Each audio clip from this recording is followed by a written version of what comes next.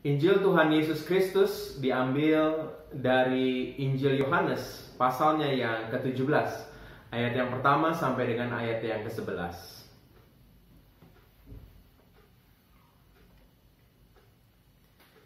Demikianlah kata Yesus. Lalu ia menengadah ke langit dan berkata, Bapa, telah tiba saatnya. Permuliakanlah anakmu supaya anakmu mempermuliakan engkau. Sama seperti engkau telah memberikan kepadanya kuasa atas segala yang hidup, demikian pula ia akan memberikan hidup yang kekal kepada semua yang telah engkau berikan kepadanya. Inilah hidup yang kekal itu, yaitu bahwa mereka mengenal engkau satu-satunya Allah yang benar, dan mengenal Yesus Kristus yang telah mengutus engkau. Aku telah mempermuliakan engkau di bumi dengan jalan menyelesaikan pekerjaan yang engkau berikan kepadaku untuk melakukannya. Oleh sebab itu, ya Bapa, permuliakanlah aku padamu sendiri dengan kemuliaan yang kumiliki di hadiratmu sebelum dunia ada. Aku telah menyatakan namamu kepada semua orang yang engkau berikan kepadaku dari dunia. Mereka itu milikmu, dan engkau telah memberikan mereka kepadaku, dan mereka telah menuruti firman-Mu.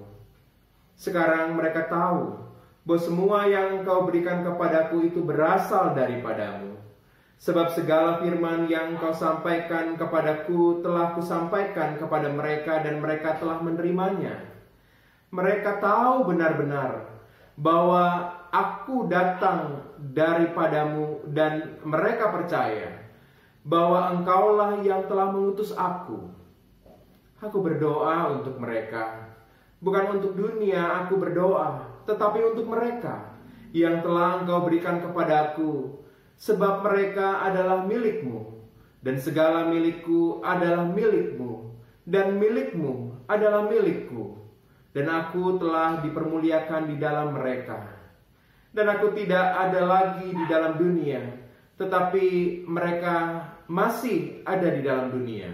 Dan aku datang kepadamu, ya Bapa yang kudus. Peliharalah mereka dalam namamu, yaitu namamu yang telah engkau berikan kepadaku, supaya mereka menjadi satu, sama seperti kita. Demikianlah Injil Tuhan Yesus Kristus. Yang berbahagialah setiap kita yang membaca dan yang memelihara firman Allah dalam hidup. Haleluya. Saudara, pada hari Kamis yang lalu, mungkin saudara juga ikut serta dalam doa kebangsaan dan kemanusiaan yang mengajak setiap orang-orang untuk berdoa bagi negeri ini di tengah pandemi ini. Ada Presiden Jokowi dan juga beberapa tokoh-tokoh agama di dalamnya yang ikut serta untuk mendoakan negeri ini. Sebagai negara yang beragama, kita nggak bisa dilepaskan dalam sebuah kebiasaan berdoa. Setiap agama memiliki doa itu.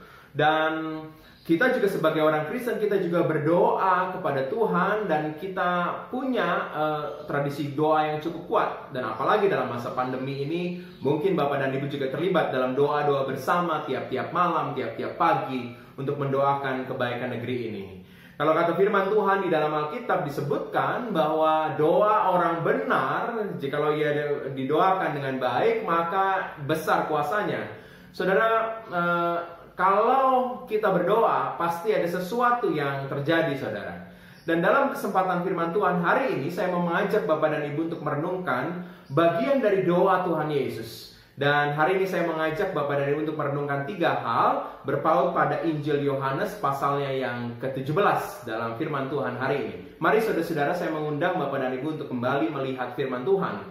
Dan kita akan merenungkan satu bagian dalam ayat ini supaya kita menemukan apa yang Tuhan rindukan.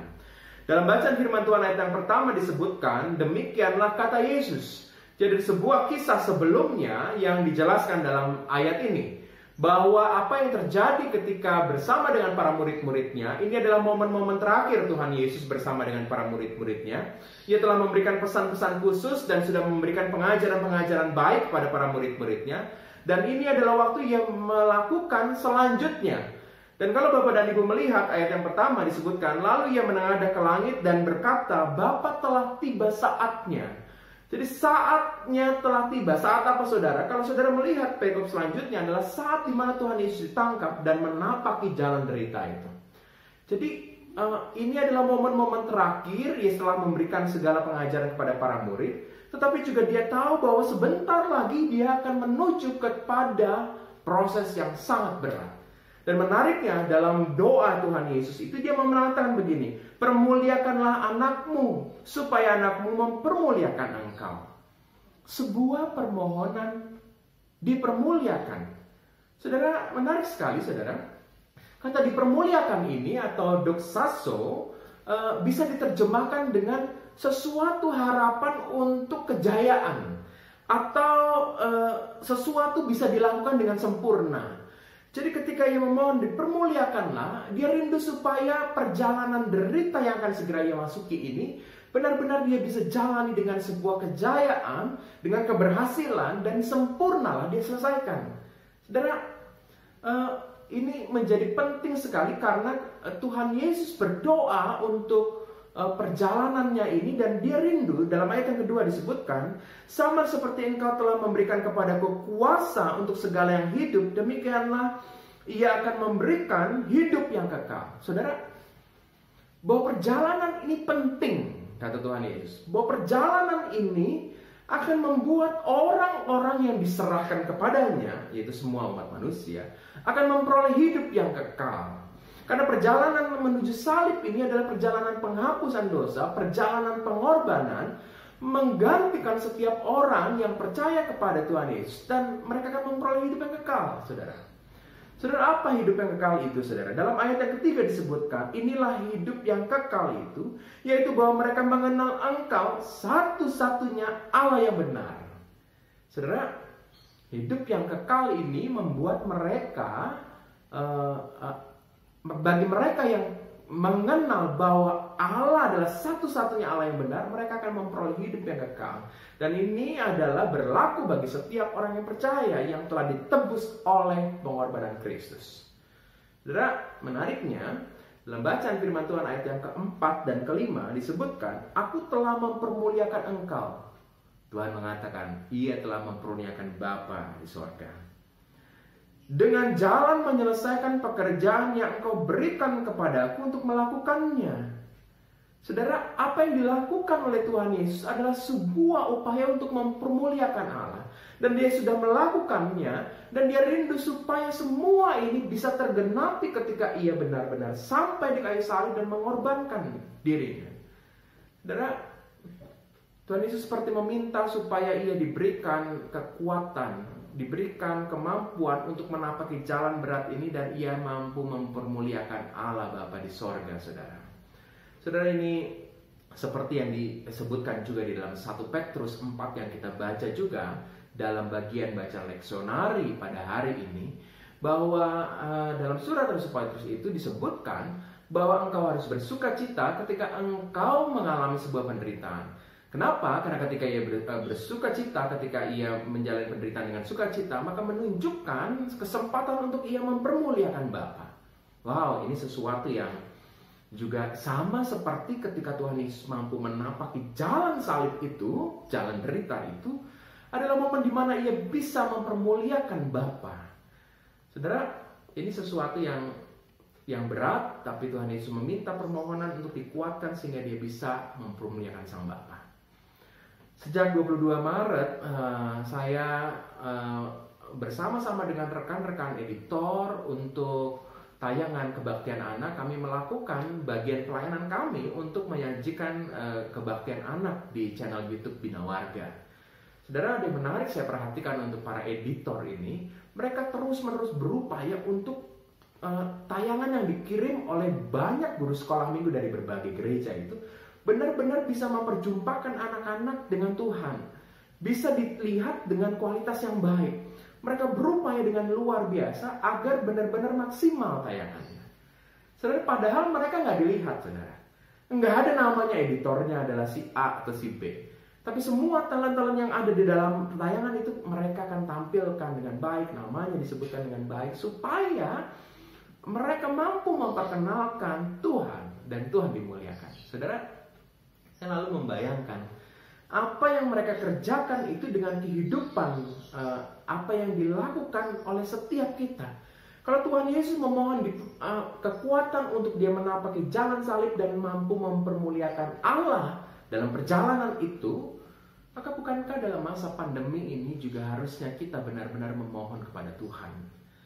Kita memohon agar kita benar-benar mampu menapaki masa ini dan dimampukan masa berat ini menjadi ruang di mana kita memuliakan Tuhan. Tanpa kita, saudara, dalam bacaan firman Tuhan disebutkan, permuliakanlah aku. Tuhan Yesus mengatakan itu. Dia memohon agar Tuhan Bapa mempermuliakan dia. Saudara, ini bukan berarti kalau kita berdoa dalam masa penderitaan ini, Tuhan permuliakanlah aku. Bukan, saudara. Kalau Tuhan memang mengatakan, Tuhan Yesus mengatakan permuliakanlah aku, dia adalah Allah. Dia adalah Sang Anak. Dia adalah Sang Mulia itu. Maka ketika dia mau mengatakan permuliakanlah aku dalam jalan derita ini, ia merujuk kembali kepada kemuliaan Tuhan. Jadi setiap saudara dalam pergumulan apapun hari ini, dalam masa pandemi yang juga saudara serta saya rasakan, mari saudara, kita berdoa, bukan hanya sekedar berdoa agar pandemi ini segera usai, segera berakhir. Bukan hanya berdoa untuk meminta kita bisa bertahan, tapi berdoalah agar kita mampu membuat masa-masa ini menjadi kesempatan Tuhan dimuliakan melalui kehidupan kita. Jadi yang penting pertama, bagaimana kita menyatu dengan Bapa dan berkarya adalah ketika kita mau memohon dimampukan untuk memuliakan Sang Bapa. Yang kedua, saudara, mari kita melihat ayat yang ke-6, saudara. Disebutkan di sana, aku telah menyatakan namamu kepada semua orang, dan engkau memberikan kepadaku yang kau berikan kepadaku dari dunia. Aku telah menyatakan namamu. Tuhan Yesus telah menunjukkan bahwa segala apa yang dia lakukan telah menunjukkan upayanya untuk memperkenalkan Sang Bapa. Tuhan kepada banyak orang, murid-muridnya itu. Ayat yang ke-7, saudara, disebutkan. Ayat yang ke-7, sekarang mereka tahu bahwa semua yang kau berikan kepadaku betul berasal daripadamu. Mereka tahu, saudara. Tuhan Yesus sedang melakukan perannya. Dia memperkenalkan dan mereka menjadi tahu tentang Tuhan.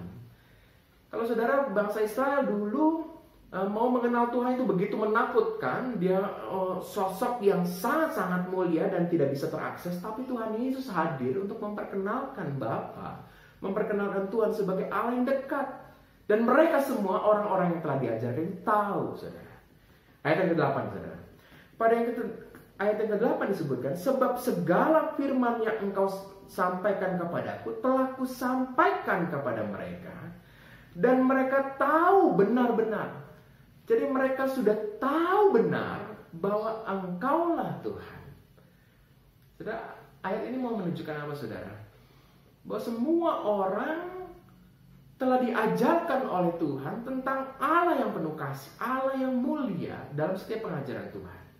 Dan kalau kita melihat ayat yang ke-8, segala firman yang kau sampaikan, segalanya, semua sudah diajarkan, kira-kira begitu. Jadi kalau di dunia persilatan tuh, biasanya suhu atau guru itu akan mengajarkan kepada murid-murid, katanya kalau ada 100, maka dia akan mengajarkan 99. Kenapa? Kalau muridnya nanti membelot, dia masih ada satu lagi jurus pamungkas sehingga dia bisa menyelamatkan diri. Tapi apa yang dilakukan Tuhan Yesus, segalanya sudah diberikan, segala pengajaran sudah dilakukan untuk membuat setiap orang menjadi kenal Bapa. Dan bukan hanya kenal, tetapi juga benar-benar hidup di dalamnya. Pada ayatnya yang ke-7 disebutkan, mereka telah menuruti firman-Mu. Saudara, bahwa bukan hanya pengajaran, tapi juga para orang-orang yang telah diajarkan itu telah melakukan bagiannya, saudara.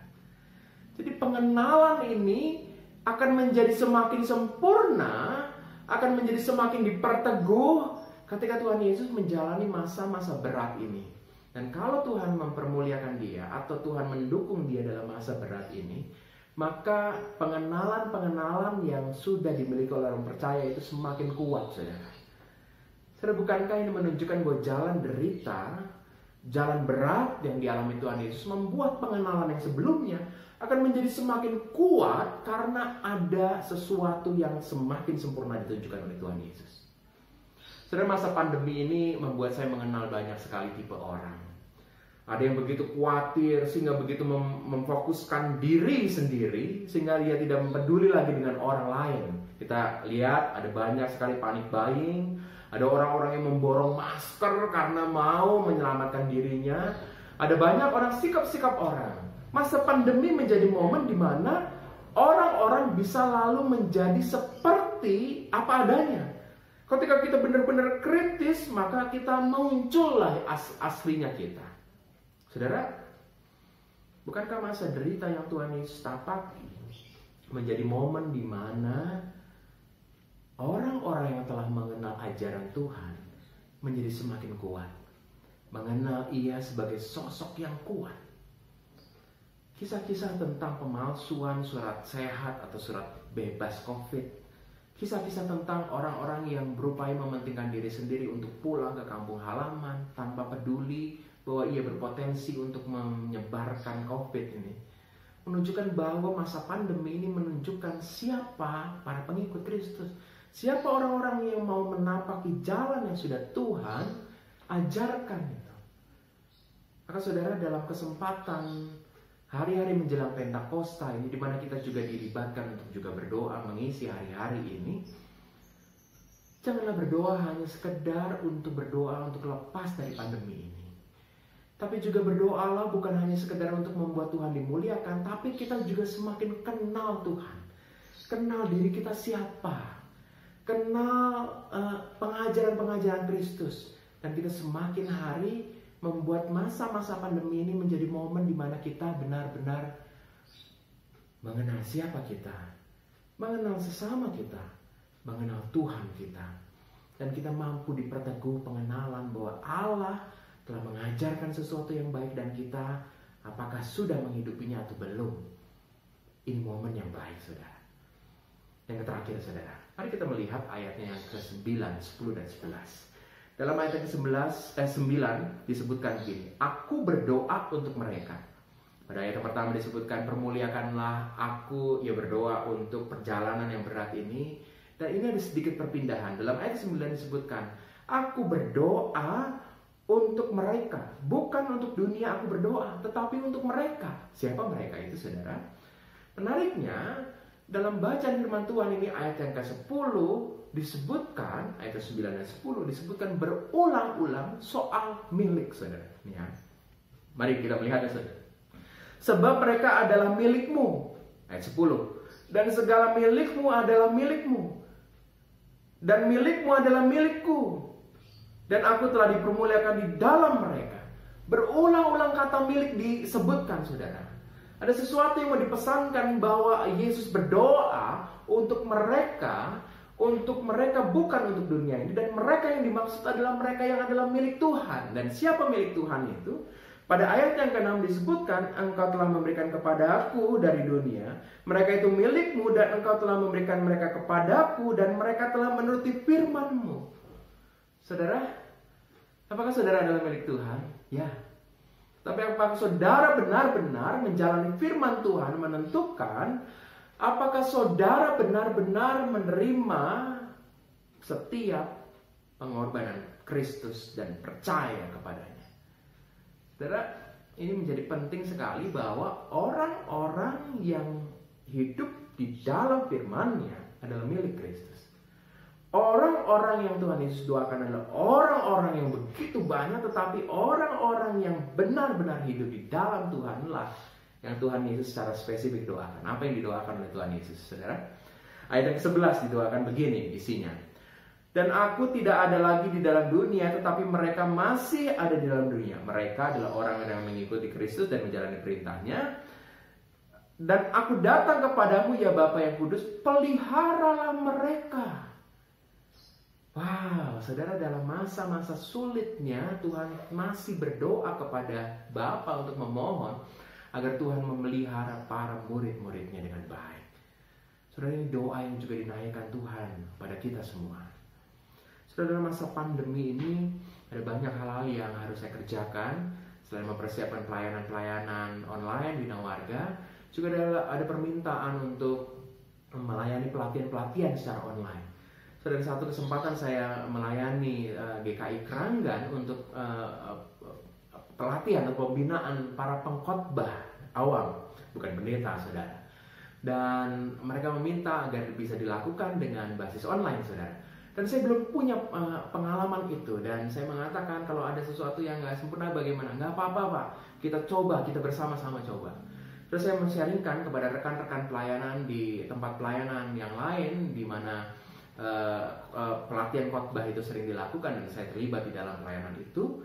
Dan mereka berdoa untuk saya, dan saya begitu luar biasa merasakan kekuatan yang saya dapatkan ketika ada satu rekan, Pak, saya berdoa secara khusus untuk pelatihan ini. Apa yang terjadi ke depan nggak tahu, tetapi saya mau berdoa supaya Tuhan juga gunakan setiap hal sehingga menjadi maksimal, saudara. Saudara, perkataan teman saya itu memberikan keteguhan bahwa saya bisa pasti melakukannya. Dan saya mencoba melakukannya, dan puji Tuhan boleh berjalan dengan baik. Dan saya percaya semua yang saya bayangkan akan menjadi banyak hambatan, menjadi lancar. Bukan hanya sekedar karena persiapan yang saya lakukan, tetapi karena ada dopangan, dukungan, doa dari banyak orang. Saudara, saya meyakini juga Tuhan berdoa. Tuhan juga merasakan kesedihan apa yang kita rasakan dalam pandemi ini. Dia ikut menangis juga dengan saudara yang menangis ketika saudara kehilangan orang yang saudara kasihi. Ia juga menangis ketika saudara mengalami kesulitan karena saudara di PHK. Ia mengalami situasi yang saudara juga rasakan pada saat ini. Ia pasti berdoa untuk kita. Ia mau juga membuat semua proses ini berlalu. Dan dia mau membuat momen ini di mana setiap orang juga mengalami kasih Tuhan. Maka kalau Tuhan berdoa untuk para murid-murid agar dipelihara oleh Bapa, saya meyakini kita mampu melewati masa-masa berat ini karena Tuhan menopang kita.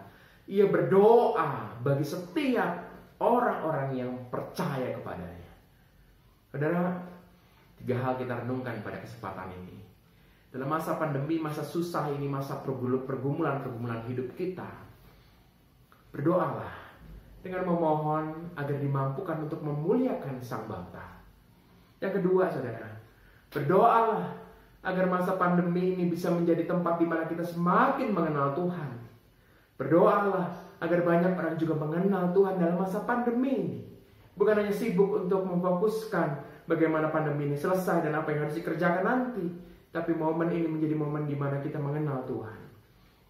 Dan yang ketiga, saudara, berdoalah agar setiap kita boleh terus dijagai dan kita mampu untuk terus memuliakan Tuhan, mengenal Tuhan, dan mengalami penjagaan Tuhan. Kita mampu melewati masa ini dengan baik. Menyatulah dengan Bapa dalam doa saudara, dan berkarya terus dalam masa-masa pandemi ini.